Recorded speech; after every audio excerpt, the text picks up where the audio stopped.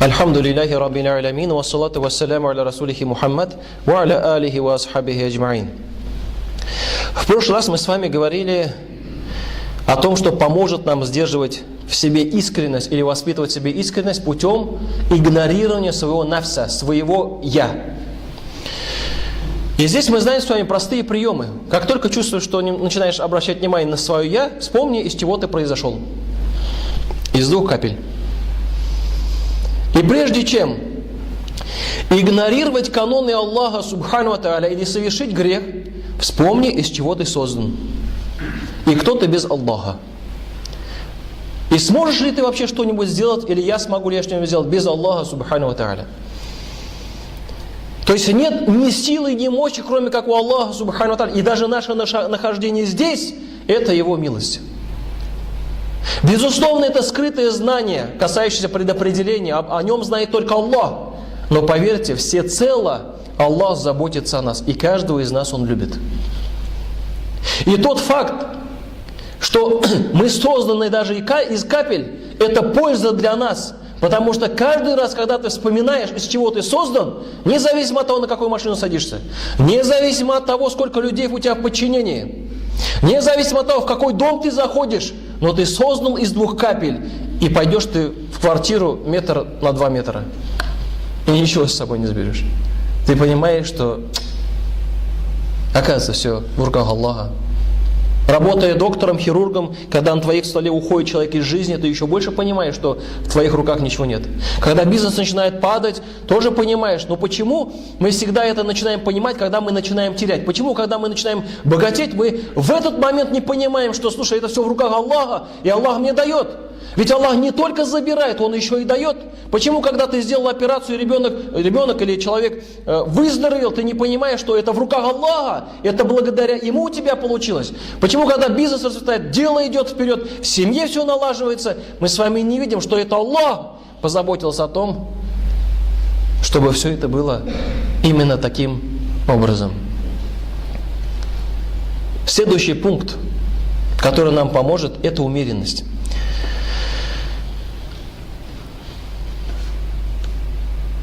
Вы часто слышали истории, наверное, может, видели, наблюдали среди родственников, среди близких, когда человек пашет с утра до ночи, каждый месяц, 2, 3, а потом раз и уходит в запой. Даже специально жене отдает кошелек, деньги, все отдает. Короче, жена, я на 3 дня. Все, ушел. Отдыхать ушел. Почему это происходит? Потому что человек перегнул палку в работе. Потому что он ее перегнул. Но с другой стороны возникает вопрос, отдохнуть же тоже надо. Да, тоже надо. Поэтому есть золотая середина, умеренность называется.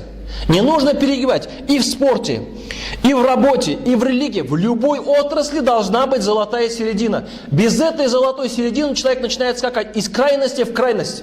То он был преступником, то он резко ушел в духовную стезю, так что даже он не работает в государстве. Он говорит, все, я с государством работать не буду. Из крайности в крайность. Так быть не должно. С такими людьми шайтан легко манипулирует. Почему? Потому что когда из крайности в крайность человек падает, он в итоге вылетает просто как стрела. А везде нужна золотая середина. В работе золотая середина. Ислам именно этому и учит. Ты и работай, и с семьей побудь, и отдохни. В одном хадисе приводится от муслима, то есть приводится в муслиме от Аби Уthmана ан-Нахди ан Ханзаля, от Ханзаля. А Ханзаля был писцом пророка Мухаммада саллаллаху алейхи саллям. И вот он говорит, «Лякейни Абу Бакр факаля кейфа анта я Ханзаля». Встретил меня Абу Бакр и спросил, «Ханзаля, как ты?» Он говорит, «Нафака Ханзаля». Ханзаля отвечает, Ханзаля-то проявил лицемерие. Представляете, сподвижники. Ну, сподвижников там,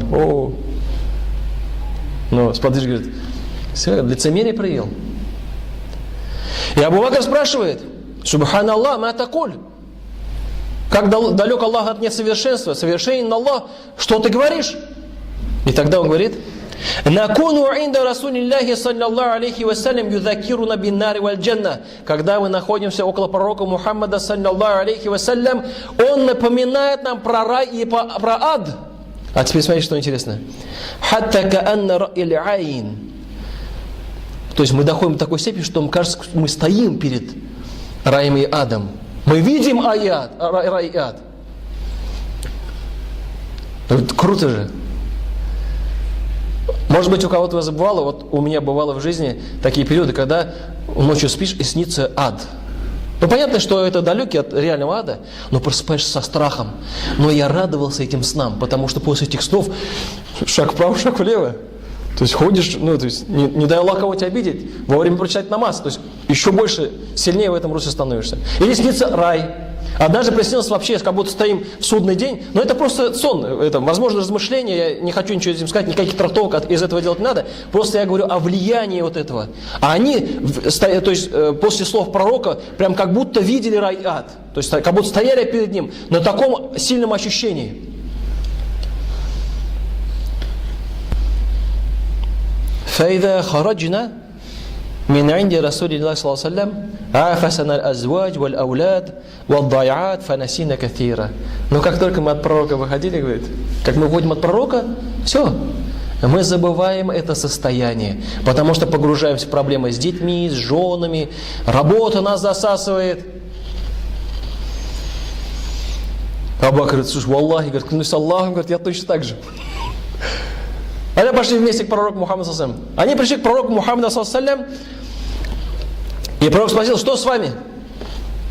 Он говорит, все, нафака Ханзаля я Расулилlah. Проявил лицемерие, Ханзаля говорит. Что случилось, говорит пророк Мухаммад саллаллаху алейхи ва саллям. И опять он поясняет, он говорит, когда ты напоминаешь нам про рай и ад, мы как будто видим рай и ад. А когда выходим, засасывают жены, дети, семья, и все, мы забываем это чувство, ощущение, эту крепость. И тогда пророк Мухаммад саллаллаху алейхи ва саллям сказал, «Валлази нафси бияди», клянусь тем, в чьих руках моя душа, клянусь Аллахом. «Илляу тадумуна аля ма такунуна инди фи зикри», если вы будете всегда в таком состоянии, как со мной, продолжительное состояние у вас это будет, продолжаться это будет. «Ласафахаткумуль маляика аля фурушиким ва фитууркикум». С вами будут здороваться, говорит, ангелы на ваших постелях и на ваших дорогах. Валякин, но, я Ханзаля, саа ва саа, час за часом. Час за часом. Час посвяти поклонению, час посвяти работе, час посвяти поклонению, час посвяти семье. Понятно, мы видим и из жизни, практики из жизни, и из хадисов, что, слушай, поработал, нужно отдохнуть. Но это-то правильно, а вот дальше начинается уже измышление. Дальше включается шайтан. Так же, как, например, у человека есть стремление к раю, а шайтан это стремление берет и говорит, слушай, а зачем ждать там рай? Сделай здесь рай. Пусть не райские жены, но там девчонок вызови к себе домой. Зачем ждать там? Сделай здесь. Но этого-то мы знаем, что не будет. Это обман, это шайтан уводит. И здесь точно так же. Да, понятно, после работы должен быть отдых. Необходимо все чередовать. И в спорте надо немножко, и в работе надо, и с семьей надо, и с женой надо, и так далее. Но как отдыхать? Разрешенными деяниями. Вот ответ. Вот здесь шайтан толкает человека на запретный отдых. Отдыхать надо, давай, а вот отдохни здесь. И человек из-за незнания начинает отдыхать. Бывали случаи, когда человек приходит на джумга, а вечером спивается, пьет. Приходят на джумга люди некоторые, и уходят вечером гулять, спиваться, пить спиртное. Ну, мы проработали же, на джумга сходили, сейчас нужно отдохнуть. Отдыхай, никто не против. И религия не против, но отдыхай деяниями, которые называются мубах, разрешенными деяниями. Потому что, во-первых, когда ты отдыхаешь разрешенным путем, твое не только тело, но и душа отдыхает. А когда ты отдыхаешь запретным путем, сердце не отдыхает. Как бы шайтан не показывал запретный отдых сладким, поверьте, сердце отдыхать не будет. Это вы даже можете не проверять, это аксиома, это стопроцентная вещь, потому что в сердце заложена потребность в духовной пище, в халяльных, в разрешенных деяниях. И поэтому тот, который совершает прелюбодеяние, поверьте, он не получит наслаждение по сравнению с тем, который получает наслаждение своей женой халяльным путем. Вот он получит, потому что в жизни работает аксиома, и надеюсь, мы все это поймем. Мы получим максимум наслаждения только совершая халяльные, разрешенные действия. Совершая запретные, 100% ты наслаждения не получишь. Это 100%. Что бы там и как бы там ни показывали. Поэтому все правильно. Отдыхать нужно. В работе умеренность нужна, в религии умеренность нужна. Не нужно перебарщивать. Сразу ты там 100 килограмм штанги не поднимешь, по чуть-чуть, ага. Месяц где-то там по ощущениям смотришь, месяц где-то читаешь сунну, через месяц раз тахаджуд намаз добавил, там 2 раката, потом 4, потом до 8 дошел. Вот. Со всех сторон все сразу взять не сможешь, потому что это тебя сломает. Потому что отдача нафса, когда мы зажимаем его, своего «я», отдача такая, что он выбрасывает запретное, поэтому здесь тоже нужна мудрость, аккуратность. Не перебарщивай. Ну ладно, тогда я утренний фарс только читать буду. А то переборщу, ведь нафс меня этот.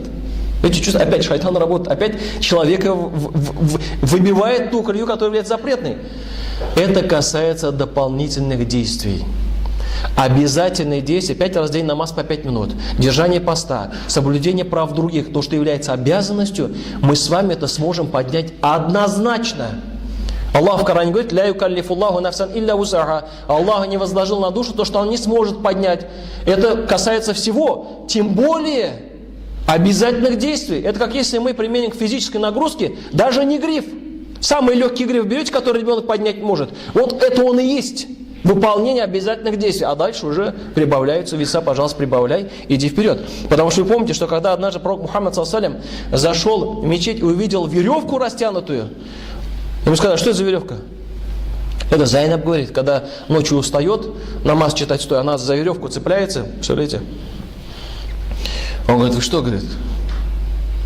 Пророк Мухаммад ﷺ дал понять, то, что читайте по мере своих возможностей. Устали, присядьте, отдохните. Не нужно перебарщивать, не нужно себя ломать. Поверьте, шайтан работает через разрешенные действия, настолько загружая человека дополнительными действиями, что человек в итоге вообще выстреливает из ислама. Он говорит: не, мне тяжело очень. Ладно, не можешь сунну читать, хорошо, читай фарз только. Потом пройдет время и сунну начнешь. Ладно, не получается стать на тахаджуд намаз, ладно, читай перед сном. Не обязательно в 3 ночи, можно и перед сном. А потом, дай Аллах, станешь и на ночной, в 3 ночи. Но постепенно в этих дополнительных деяниях. Поэтому в поклонении в том числе, дорогие братья и сестры, нужна умеренность. И когда мы говорим умеренность, это база уже выполнения обязательных действий. А дальше постепенно добавляй и отдыхай, безусловно. Причем отдыхай с намерением ради Аллаха тоже. С намерением ради Аллаха, потому что если ты будешь отдыхать с намерением ради Аллаха, чтобы потом еще лучше работать, даже твой отдых будет поклонением. Поэтому не теряйте награды лишние. Это все нам в судный день понадобится. И в завершение приведу дуа пророка Мухаммада, саллаллаху алейхи вассалям, который передается от Абу Хурайры, тоже в Сахих Муслим приводится, достоверный Муслим. Пророк Мухаммад, саллаллаху алейхи вассалям, делал такой дуа: Аллахумма аслих ли дини лади хуа исмату амри. О Аллах, сделай правильной мою религию, которая является опорой в моих делах. Безусловно, если не будет религии, безусловно, без осуждения, я наоборот с сожалением иногда смотрю на людей, которые далеки от религии. Я думаю, как они живут, а? Не то, что плохо, нет. Я говорю, как они живут, как они выживают вообще в этом мире. Потому что, тяжело же на самом деле. Если вглянуться, у нас, не дай Аллах, религию забери, а зачем жить вообще? Непонятно становится. Без религии, без веры в Аллаха очень тяжело. И поэтому смотришь на них с сожалением, думаешь, как ни злоба, ни что, просто с сожалением, жалеешь людей. И пророк Мухаммад с сожалением любил людей и с сожалением относился, переживал от того, что они не придут к исламу. И пророк продолжает: «Ва аслих ли дуньяя ляти фиха мааши». И улучши мою мирскую жизнь, там я живу. Подожди, что? Подожди. Пророк просит о мирском? Пророк Мухаммад, саллаллаху алейхи вассалям, которому обещан рай, который, в принципе, в любой момент, когда уйдет, попадет в рай, просит мирское? Да. А почему? Этот мир, где жили пророки, этот мир создан для поклонения. Этот мир мы с вами можем использовать как то, где мы сеем, а результаты пожнем в ахирате. И не только в ахирате, еще в этой жизни покушаем. Поэтому этот мир может принести большую пользу с помощью Аллаха Субхану ва Тааля. Итак, Аллахумма аслих ли дини лази хуа исмату амри. О Аллах, сделай правильной мою религию, которая является опорой в моих делах. Ва аслих ли дуньяя ляти фиха мааши. И улучши мою мирскую жизнь, там я живу. Ва аслих ли ахирати ляти фиха маади. И улучши мое положение в ахирате. А теперь смотрите интересный момент. Мы об этом часто не задумываемся. Туда мое возвращение. Не уход. Не пошел. Возвращение. Поэтому вы иногда чувствуете, когда очень тяжело бывает, начинаешь скучать. А почему скучаешь? По Аллаху. По ахирату скучаешь. И это есть признак веры, по милости Аллаха Субхану ва Тааля. А вот теперь возвращаемся к мирскому. И сделай мою жизнь прибавлением во всем благом. То есть пусть моя жизнь будет наполнена благими деяниями. Вот оно, использование этого мирского к тому, чтобы было хорошо и в следующей жизни, и в этой. وَاجْعَلِ الْمَوْتَ رَاحَةً لِي مِنْ كُلِّ شَرٍ. О Аллах, это круто, это реально круто. И сделай мою смерть отдыхом от всякого зла. Какого зла? Сплетничают. Про кого? Про нас, про тебя, про меня. Ага. Зло. Хочется отдохнуть от этого, да? Надоели уже эти интриги. Так вот, пророк Мухаммад ﷺ сделал дуа. Дай Аллаху Субхану ва Тааля, чтобы эта молитва была применима каждому из нас. Чтобы Аллах Субхану ва Тааля принял эту молитву по отношению к каждому из нас. И каждому человеку, чтобы действительно каждый человек понял истину и был счастливым, как в этом мире, так и в мире следующем. И особенно каждому из нас хочется, мы, конечно, сразу о детях думаем, но нужно думать сначала о себе. Сначала, чтобы мы и вместе с детьми, и наши дети, и наши жены тоже были теми, кому примется, по отношению к кому примется эта молитва. Конечно, может кто-то, когда про жену сказал, сразу испугался, но поверьте, если мы не будем над ними работать, помогать им улучшаться, они нам тоже не будут тогда помогать. Потому что это как зеркало. Если мы помогаем нашим женам становиться лучше пред Аллахом, они автоматически будут помогать нам становиться лучше пред Аллахом. А это, поверьте, объединит наши сердца.